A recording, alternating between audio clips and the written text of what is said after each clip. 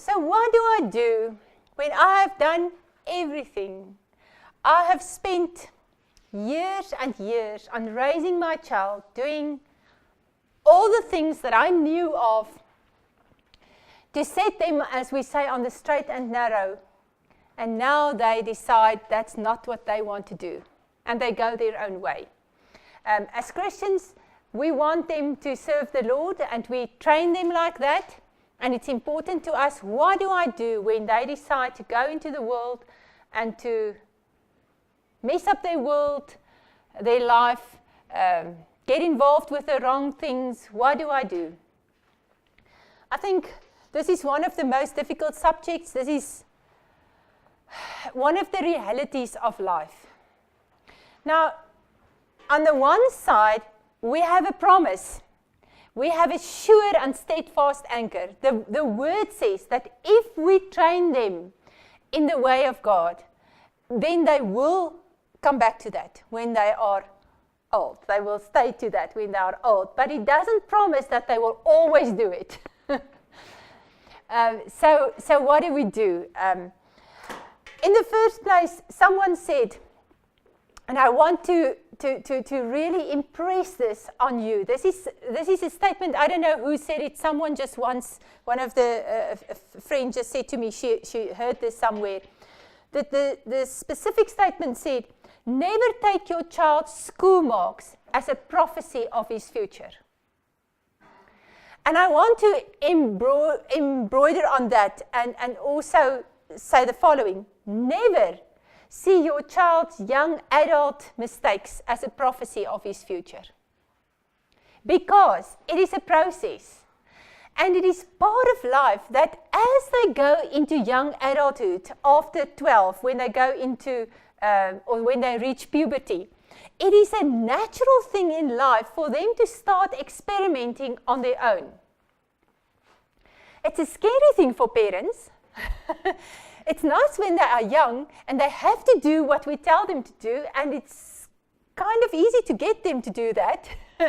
If you stand up in your authority and you do it in the right way, it's not difficult, and they quickly see it's easy to do that, and they go along. They do that, and mostly they obey. But then they get to 12 and they start questioning you again. I say to people, it very much resembles what people sometimes experience as the terrible twos. Where when you say it's yes, they say no. When you say no, they say yes. When you say it's black, they say no, it's definitely white. When you say it's yellow, they say it's definitely red. Have you seen 2-year-olds do that? They do that. Okay, so it's not wrong. It's a time of life when they start discovering they can have opinions of their own, or they can see things for themselves. They don't have to rely on you. Now, in the same sense, it happens when they reach the young adult years. That's why when we discussed that age group, you will remember we talked about giving them more freedom, having them make their own decisions, calling them a young adult and not a teen. Because you can make this difficult on yourself, or you can make it easy on yourself. If you start giving them freedom, they have nothing to prove. If you tell them, they come to you and they say, can I go to so-and-so and visit there? And you tell them, do you think it would be good for you? Do you think you will be safe there? And they come back and they say yes, and they are 12, 13 years old, and now perhaps things happen and they don't feel so safe, and they have to phone you, come back home. When they are that age, they will most probably phone you and say, come pick me up, or whatever, see that they don't get themselves into that predicament again. But if you keep them from going places and you keep saying no, no, no until they are 18, what do they do when they get out of your house? Then they go wild. Because now nobody can stop them. They can do whatever they want. So do you see how it is more profitable to start releasing them and help them make their own mistakes and their small mistakes, because it's not so big and it's 1 year and one there, and it's stretched out over a time where they see they really have freedom. But when you tell them they have freedom, suddenly they realize it's not an easy thing. Freedom actually asks more responsibility from you. Because now suddenly they have to come back and tell you how it was, and you see, now suddenly they realize it's, if I'm in trouble, I can no longer say, Mommy or Daddy said I can't go or I can go. Now I made the decision. So I have to bear the consequences of my decisions, whatever it is in life. If you tell them, don't use your pocket money in this way, don't waste it, rather keep it for something you want, and they go and they waste it, it's their decision. They go and they waste it, they can't blame anyone else. It's their decision. So if you give them that freedom and you allow them to have a few years of choice, there will be much less problems, and we really experienced it like that they kind of relax. They relax because they have the freedom. They can decide for themselves. It's not a problem. So the decisions that they make start smaller, they make mistakes, it's easier to handle, the problem's not so big. But then some kids will inevitably, they are more strong-willed, and they will inevitably decide to keep on making the wrong decisions or their own decisions. Even if they sometimes know beforehand it's the wrong decision, they will still go into that way, or they will maybe be influenced by the wrong friends. They can get into the wrong circles, and they can make the wrong friends, and things can go wrong. It's not easy for parents. It is perhaps one of the saddest and most difficult things for parents to handle when kids go astray. You have to trust your kids, but you have to also prepare yourself. You have to see that it is part of growing up that there are certain things that some kids at least will experience for themselves. They will just go there. Whether you want them to, whether you've warned them, whether the world has warned them, they will still jump off the cliff just to see if it is a problem or not, if it is the way you said it is. And it's the way they're wired, it's the way they will do life. So don't let it come as a surprise to you. You have you do not have that kind of authority over another human being when they are adults to tell them what to do and what not to do. It doesn't work, and you will just drive them away further from you. But also, don't blame yourself. Now, some of the things that we see as mistakes, sometimes it's just different. It's not necessarily a mistake. For you, it may seem like a problem. For them, it's just like there is nothing wrong with it for them. What scares the one person will not scare the other one. And they will go places and do things that other people will not do. For this person, it will look like terribly wrong. But for that person, it's like, no, it's not really wrong. It's just who I am and where I go. So you have to distinguish between, is it a mistake as you see it, or something wrong, or is it just different? And that's hard for parents. If you look back at your own parents, how did they treat you when you do things differently from them? Do they just take it like that? Do they accept it? Or do they keep telling you, no, don't do it like this, do it in this way, because that's the way we do it? We've talked about this previously, and I've discovered in my own life, we think there's only one way of doing things, and that's my way, because that's how we've been taught. And sometimes certain things have been taught in families and comes along it's like a tradition in certain families. Now one child decides, no, I'm not going to do it that way anymore. You know the odd one out. Now, is it wrong, or is it just different? To have grace with each other, and to understand that we are different. Be very careful to just criticize. Never criticize anyway. Because you can't tell them what to do anymore, especially after 18. They are now their own being, and they have to decide for themselves. But it's not always easy for a parent. If they really go into things that are, remember we've said now there's a difference between just different or sin or a mistake, something that will hurt them, that will harm them. And we can't always keep them from doing things that will harm them, unfortunately. So one thing that we must make clear to them is the consequences is also yours. We see parents that they try to make it easier for their children. When they get into accidents because they drink too much or things like that, then they just repair the car and that's it. Life just goes on as if nothing has happened. And that is not right. We must allow them to make the decision, but then they must bear the consequences. They must pay for that money if it's not insured, or for, you get the idea. They must feel, listen, it's my decision, I can live this life, but I must pay for it then. It's my problem, I created this. So if there's consequences, that's also my problem. It's nothing to do with my parents. Someone the other day also asked me, and she said, actually spoke to my husband, and the parents were so relieved.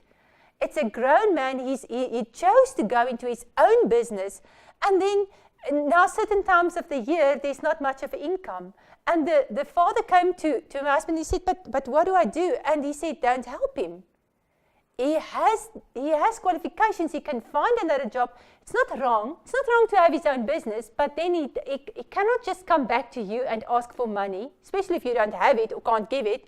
It's not your responsibility anymore. Because parents always feel sorry for their children. They always feel sorry for their children. And we must draw the lines and say, there's a time in my life when I help you with certain things. But if you do things that I don't agree with or don't approve of, then you carry the consequences. I'm not going to mop it up for you. You must start to feel the consequences. You are not doing them good. It's not a good thing for you to always just wipe up behind them. There was something specific. Let's just go on. Don't blame yourself. Don't blame yourself. People are individuals. They make their own decisions. Have we done everything right? No, we can never do everything right. I will sometimes wake up myself. I'm that kind of personality. I wake up at night and I lie awake. I can't sleep because of decisions I've made in my children's lives, things I've done wrong. I've even asked them forgiveness. I still feel guilty. That's the way I am. I do that to myself. Nobody even has to, tell me what I did wrong. I will just do it to myself. I will just punish myself. And we have to stop that. We have to say, we did our best with the knowledge we had in that situation.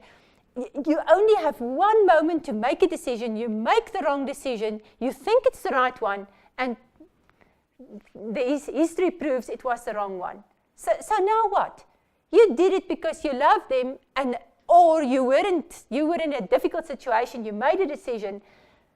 And now I'm sorry, I made a mistake. Ask forgiveness and move on. And really, I can testify of that. Then I will really just lie there and I will get as many scriptures as I can to just use against myself and to tell myself, stop that. Have you asked forgiveness? Yes, I have. Have you asked God forgiveness? Yes, I have. All right, then it's over. It's over. Turn around and sleep. If I can't sleep, then I keep praying, or I go read more scripture, or I get up and read a book. I'm telling you, it can really, some of us can really take this to extremes. We do that to ourselves. And it's hard being a parent. There's lots of things you can feel guilty about, especially when kids don't get everything right. And there's a time period, more or less I would say that between 18 and 24, when they have to make all the decisions by themselves, when now they're on their own. And they can still get things wrong. Yes, so you have to let go. You have to let go. You have to let yourself go. Carry on with your life. Don't keep blaming yourself for things that's wrong. You can't get everything right. We are human. There are things that happen. It's impossible. And one day, when they have kids of their own, they'll come back and say, now I understand. Now they will not understand. They will even keep blaming you. You just have to stand there. And there were times when I said to my kids, I said, listen, I've said, I'm sorry about that thing now. How many times? I'm sorry, I'm not going to do that again. It's over now. I'm not going to say, forgive me one more time, because I have. Don't do that again, because I'm not going to do it again. If you keep going back to, like I said, like to that rotten bone that's in the past, I cannot change it. What do you want me to do? Change my decision now that it's years later? I wish I could. I wish I could, but I can't. It's not possible. So leave it. Leave it behind.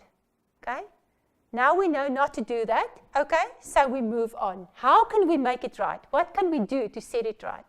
And some things are serious and some things are really little. But for that kid, it's serious. So, all right, what can I do to help you? But I can't change it. It's over. It's done. I'm sorry. I'm really sorry. That's me. That's my personality. That's how I grew up. I didn't know. I should have known. Yes, you can blame me. But wait until you are a parent, you understand it's not so easy.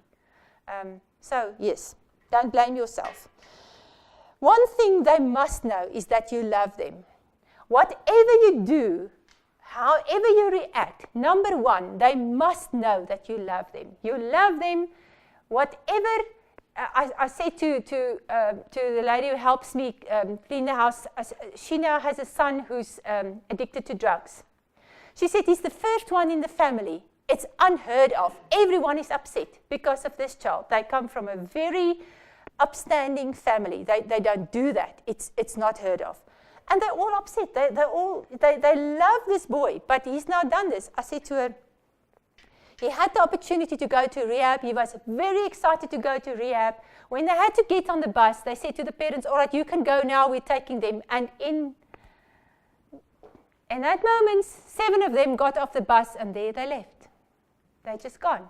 Now he breaks into her home and he steals things because now he has to survive. He has to have money. He has to not just buy food, he has to have drugs because now he's got to sustain his habit. I said, you don't give him a cent.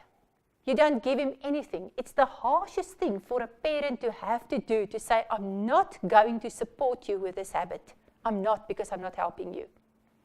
The sooner you hit rock bottom, the sooner you realize this isn't good for you. It's only going to destroy you. The better I've helped you. There isn't another way. We know of parents who've supported their kids through situations like this, alcohol, drugs. They actually give them money so that they don't have to be on the streets. And then what happens? The kid just carries on. Later, they're in their 40s. I'm telling you, I've seen many, many examples. I can give you the names and addresses. You can go check. Those kids are still living with their parents in their 40s. Very happy because mommy and daddy is still paying. Just because it's so difficult for a parent to let go, but you're not helping your child. There comes a time when you have to just be strict and say, it's over. I'm no longer responsible for you. I'm not happy about what you do. I cannot approve of that. If you want to do this, I'll always love you. You're welcome to come back, but not bringing that into my home. You are welcome. I'm not unhappy with you as a person. I love you with every fiber of my being. I love you as a person, but not what you do. I can never, never accept that, understand that, but I love you. So, then in the next breath, if I say, okay, we can just come back to that. Trust them. Trust what you have invested in them. We've talked about that. If we train them up in the right way, it's there. It's somewhere, it's there. And if it's so radical, as we just said about drugs and alcohol, if we talk radically, things that they're really destroying their own lives, somewhere in them, there's a yearning, and they know that there's something better in life. And one day, it will come back to them. Sometimes later, some might not. I don't know. We've got that word as a confirmation and as a promise that they will. And I've seen so many kids, or later on adults, turn back and get their lives back again, back together. Yes, they've made a mistake. They've messed up a few years, but they get everything together, and there we go on. And that's fine. It's all right. Don't see what they do and that kind of mistakes as a prophecy of their future. Remember what we've said and hold it against them. Allow them, if that's what they choose. You don't accept it, you don't approve it, but you never turn against them. They're always welcome. You're not going to help them do things like that, but you're not against them, you love them. Make sure they know that. Trust in what you've invested. It's there. They know about it. It's in their fibers. It's there. Trust in God because He made them. He made them for Him. And we know that inside they are calling out. Their spirit is still calling out. They can do to themselves whatever they like, but their spirit is still calling out. We worked with a young man. He came to us. He was a gang leader in Stellenbosch, and he was a drug addict. He used to take, what was that specific drug? No, that was way back before TIC. I think it was Mandrax. He took Mandrax tablets. He took like 13 Mandrax tablets in a day. And he was really deep into this. We didn't know that. Afterwards, he told us he dabbled in Satanism and the occult and so on as well, which we didn't even know of at the time, but it was quite easy to see there could be more things. He was really in a bad place. And one day, my husband really confronted him and with the gospel, and he spoke to him, and he was so upset. He was really upset, but he just completely turned around. He just walked off, but he heard it. And we just kept praying, and there's a specific reason how our paths crossed. And then, because of the place where we stayed, and within a few days, he was in jail. They caught him. They were trying to break into a place. And he phoned us. He said, no, he needs to speak to my husband. And he went off to see him. But we were very like, what's this now? Why would he now want to speak to us? Because, he didn't want anything to do with us. I mean, he absolutely rejected everything we were standing for. And he got to the jail, and he was sitting there. When Aru came in, he couldn't stand still. Couldn't sit on the chair. He was like almost jumping up and down. He said, I found it. I know what you were talking about. I understand it now. And he said, always, I would try to even give my life to Satan. And always it was like, it wouldn't work. It wouldn't work. And Anu, amongst other things, said to him, without knowing what he was calling out in his heart, he said to him, you know what, you don't belong to yourself. You belong to God. Your spirit will always call out to Him, always. And he said, it's like I was giving myself and I was doing these things and it wouldn't work. He said, because it can't work. He bought you.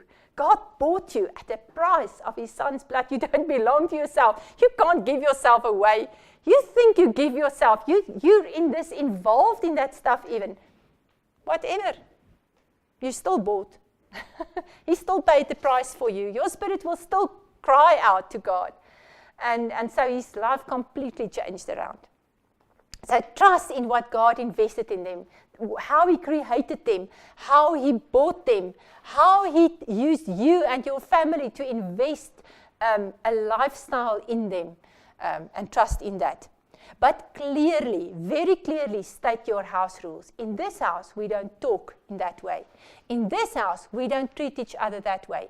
In this house, we have respect for each other and for God. In this house, we don't, for instance, do drugs or alcohol in the way you are now doing. So state your house rules. Never be afraid to take authority in your own house, even if it's your own children.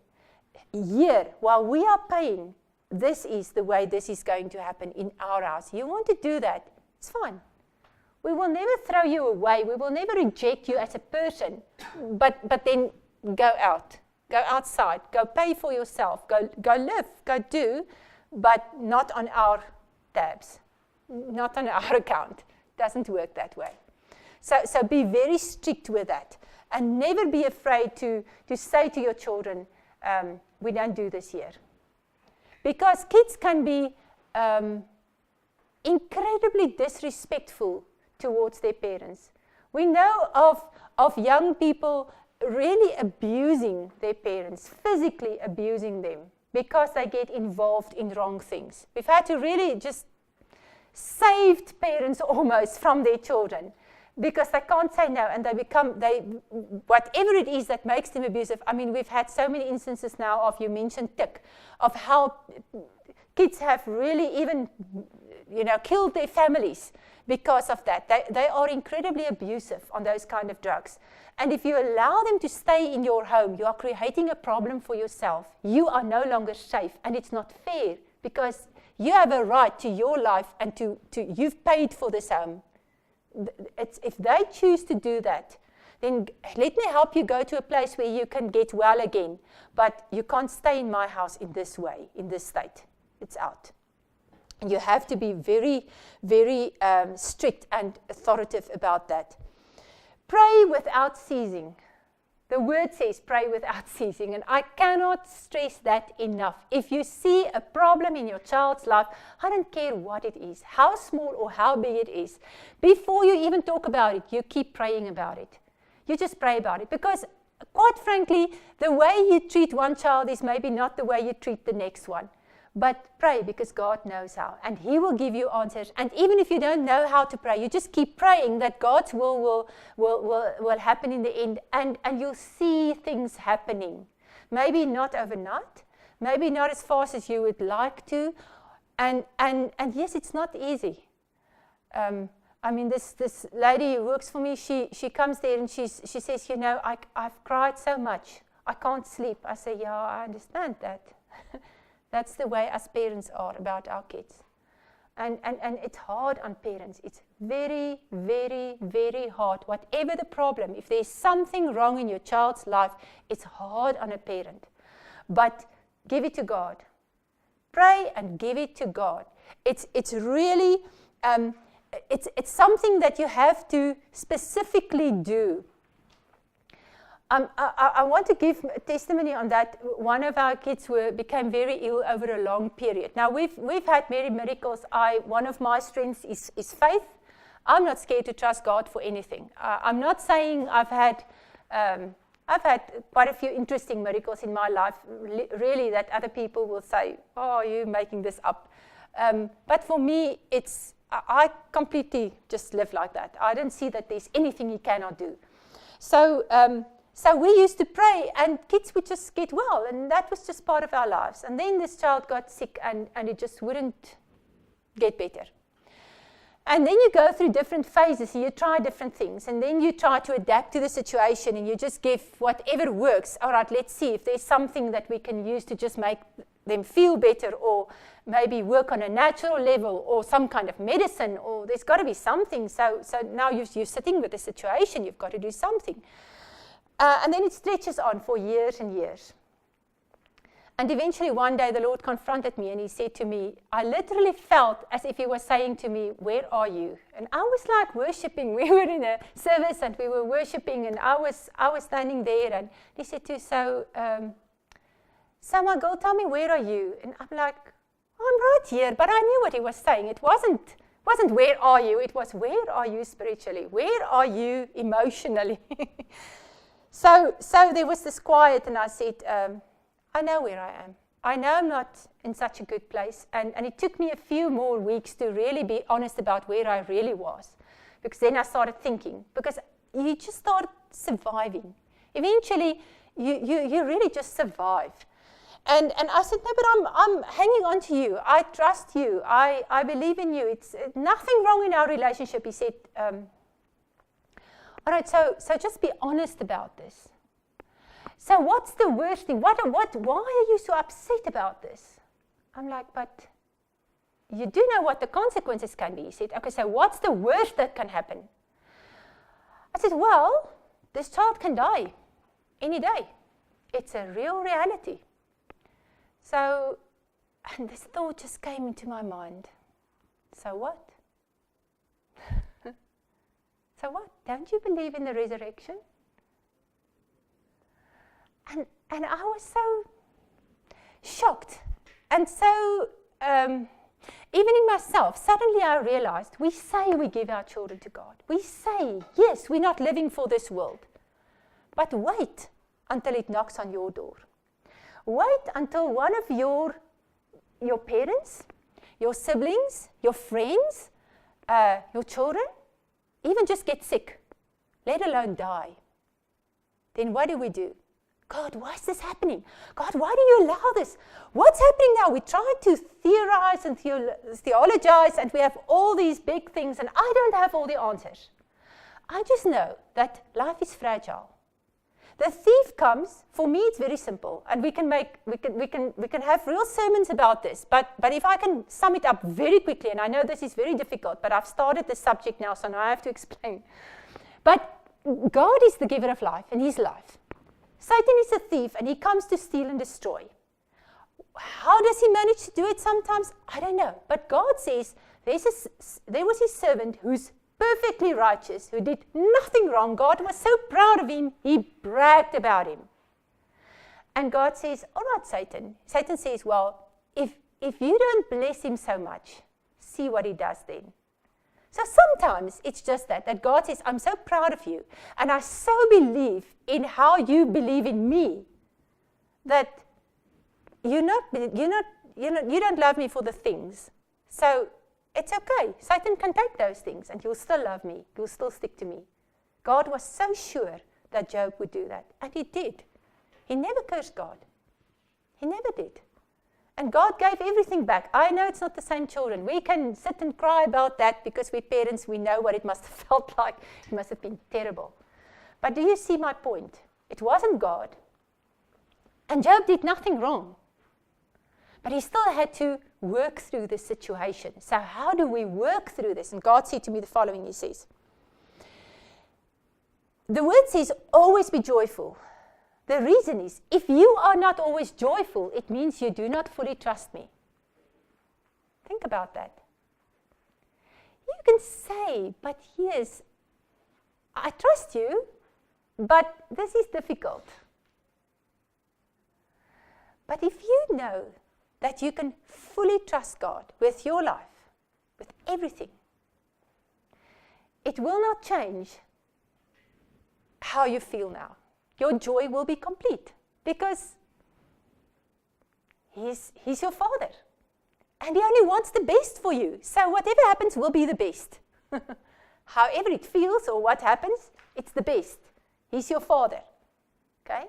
I don't want bad things for my kids, so God doesn't either. And He will work everything for the best of us. Okay?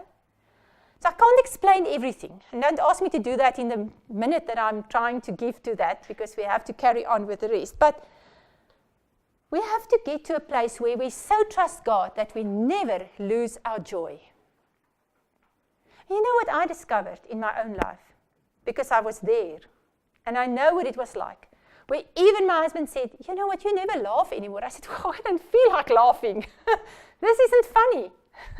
This is not funny. It's not easy. But did it change anything? My being not joyful? Actually, it did. It made it worse. Us not being joyful and, trusting God like small children, it makes it worse. Because now everyone gets depressed. And everyone is in a hole. So now what have we gained? We haven't gained anything. God says, don't let anything steal your joy. Steal the relationship that's between us. And don't tell me that, you're feeling bad, but you're still trusting me completely. That's nonsense, man. It's not the truth. You don't fully trust me. You worry and you feel bad and it's terrible. No, you have a choice.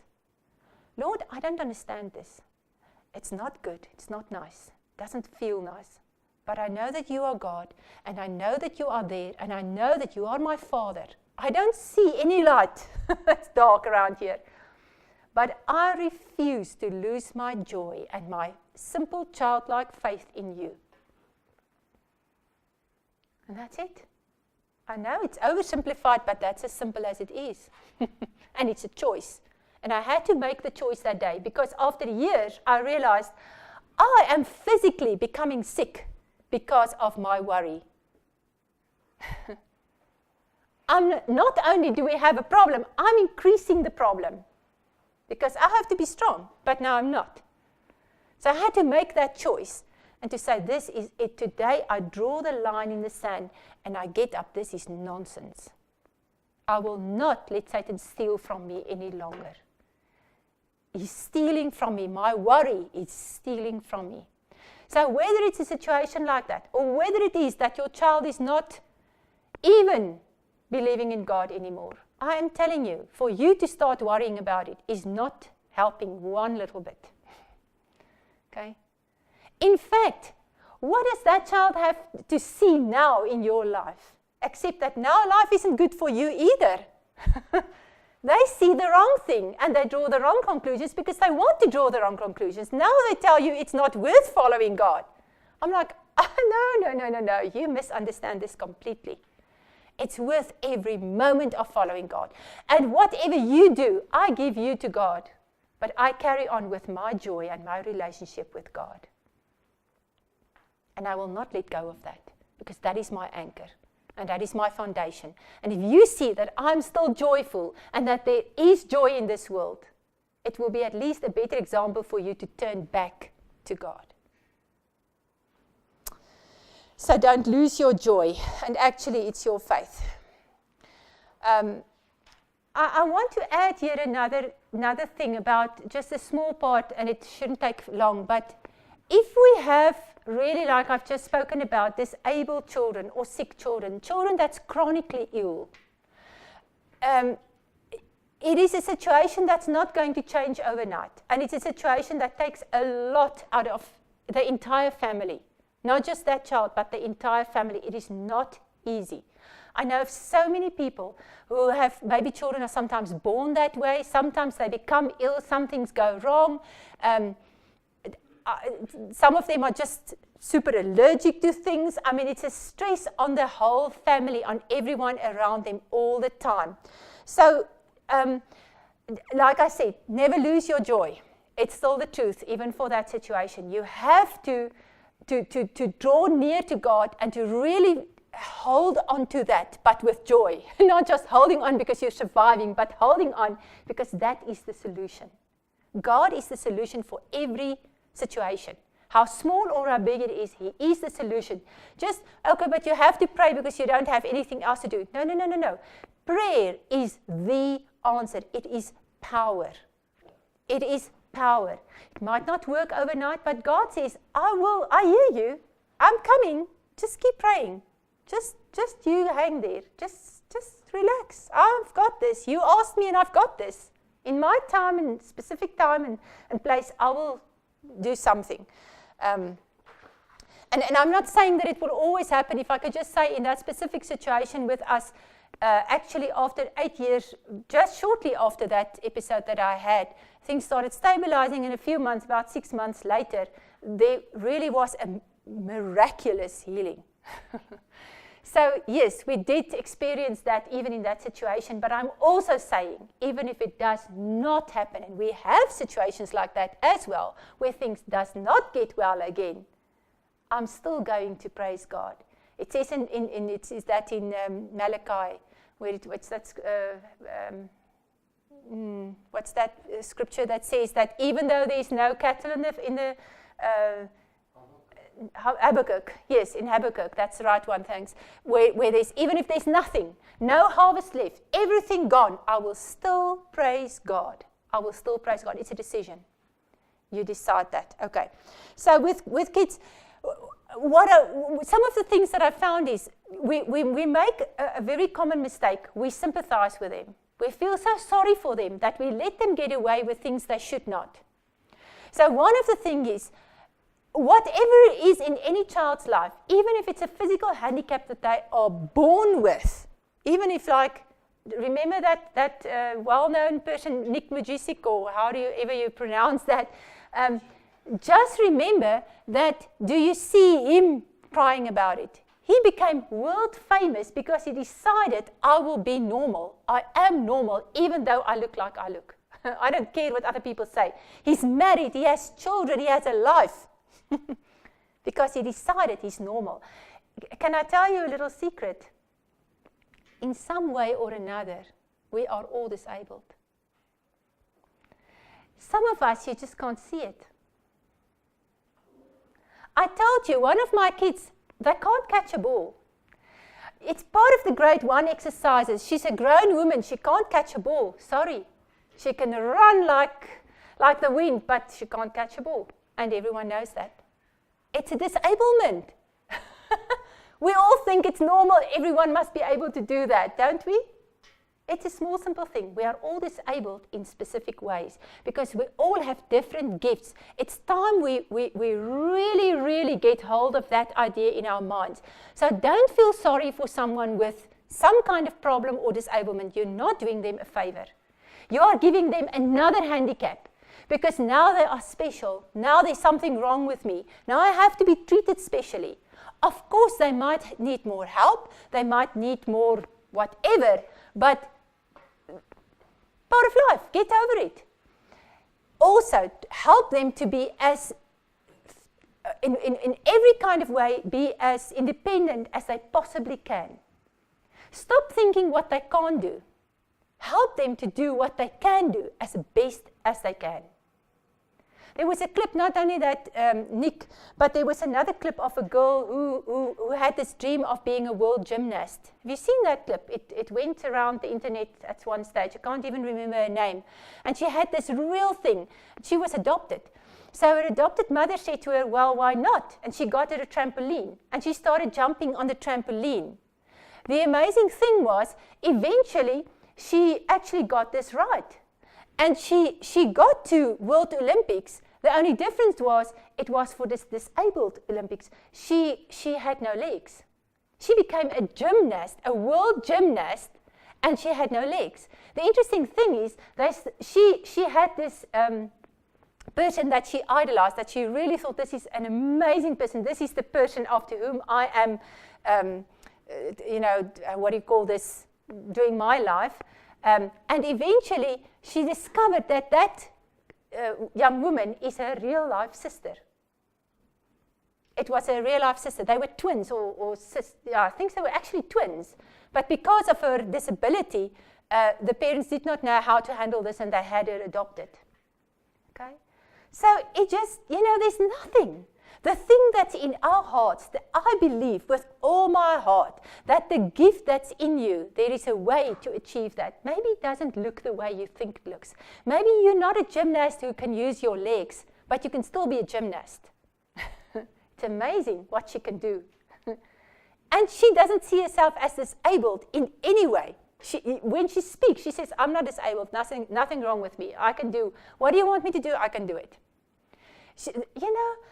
To think that people like that sometimes have more courage than us who can do so much more. So never feel sorry for your child or other people who are disabled. Don't stare at them and think there's something wrong with them. Sometimes we have more wrong with us. People just can't see it. Maybe it's things in our personality that makes it difficult for us to adapt, whatever. There are so many things that we can have as problems. Okay, so punish them if they have bad attitudes. They must be punished for wrong attitudes and things. They must get their if they do things wrong, they must get their punishment. They are normal kids. Yes, there are things that they can't do. Fine, you can't do that. It's okay. Get over it. But you can't be naughty just because you can't do certain things. I am just giving you another handicap, a worse handicap, because now people don't like you. If you become naughty and difficult and full of moods just because I let you get away with it, then people really don't like you. Now I've made it worse. And that's not what we want to do. Teach kids that they can reach their full potential.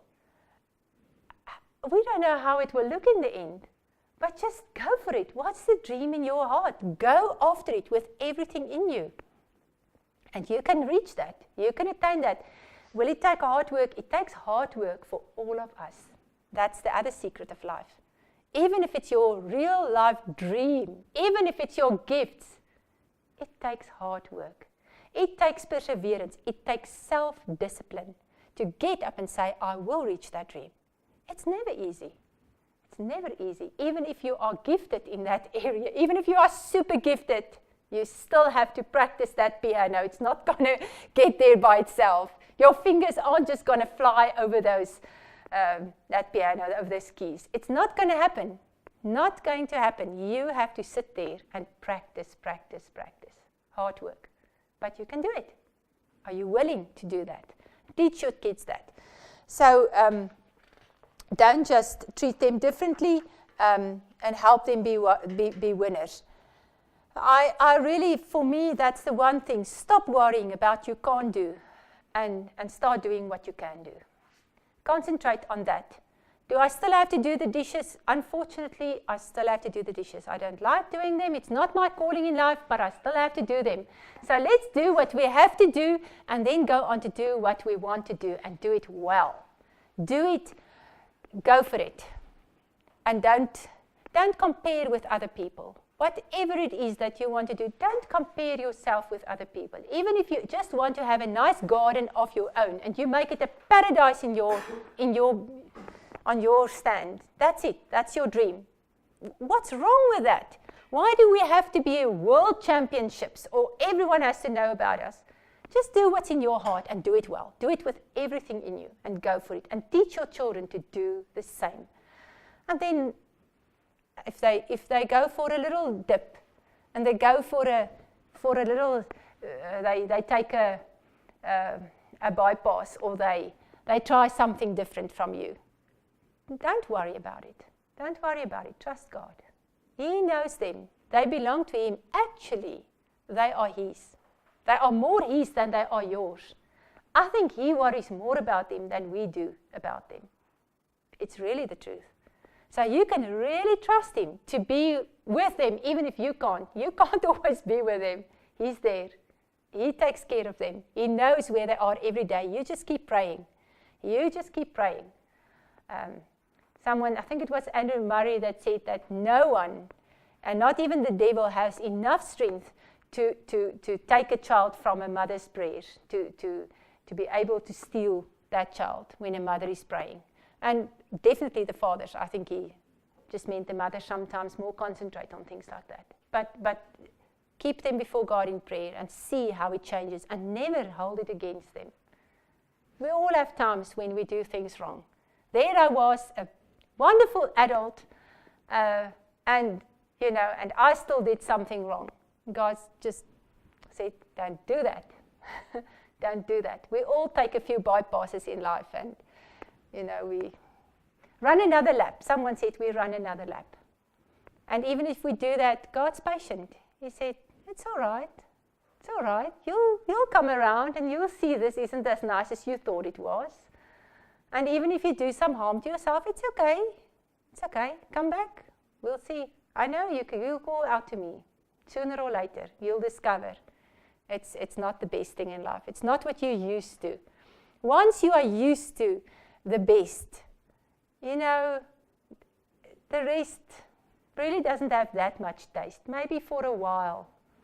But soon you realize it's not as nice as you thought it were. Sometimes it just takes longer for some of us to admit it and come back. Don't make it so difficult for people to come back. The sooner we just say, oh, you're still enjoying that. Okay, well, don't make a fuss of it. Allow them to make their decisions. Once they know what you believe, they know what your stand is, especially if you don't allow them to come and do it in your house. Depends on what it is. Okay, so thank you for being here for this course. Thank you for listening through all this. I know all of you have answers on so many of the areas, so many things we haven't discussed. And just go on and just live this life. Just so enjoy your children and other people's children and help each other, because that's how I got help, by other people who helped me, who weren't afraid to tell me, hey, have you heard of doing that? Have you seen that? Go read. There's so many people who have advice for us. Thank you, Father, that we could spend these 20 weeks together and these 20 sessions, and I wish we could just carry on and on, because there are so many topics we can talk about, so many things that you have wisdom for us in your word. But Father, thank you that we have your wisdom in us, that you as wisdom is living in us, as the Holy Spirit, as your Son, as you as the Father. Thank you that each of us go out of here equipped fully because we have you. Thank you that we can rejoice in you and rejoice in all the help that you will give us, all the wisdom, every single moment of the day when we cry out and we say, I don't know what to do now. This is above me. I've never seen anyone do this. What do I do now, Lord? Thank you that you help us. Thank you that you are there for us. Thank you that we can turn back to your word and that we can find the confirmation. And thank you that your Holy Spirit helps us and our friends around us, that there's always people who can help us listen clearly to what you are saying. And thank you that more than even we want to do this, you want our children to be raised as mature adults who live victoriously your life. Father, thank you that you help even more than we do. That even where we make mistakes, you promise, you turn it around and you use it for the best in their lives. Father, thank you that you use it as an exercise and help them to discover what not to do, even if that's the only thing. Thank you that you are there, and thank you that you are more than enough. That you are more than enough for us and for our children and for our children's children, and that we will never, never see the end of your provision and your wisdom for us and for our lives. Thank you, Father, that we can teach our children, if that's the only thing, to just have a vibrant, satisfying relationship with you in our lives, and that they can have the same and their children can have the same. And Father, that we can, if only we can teach that to the generations to come, we have succeeded. Help us, Father, to never take our eyes off you, to always live in that fullness of your presence in the name of Jesus.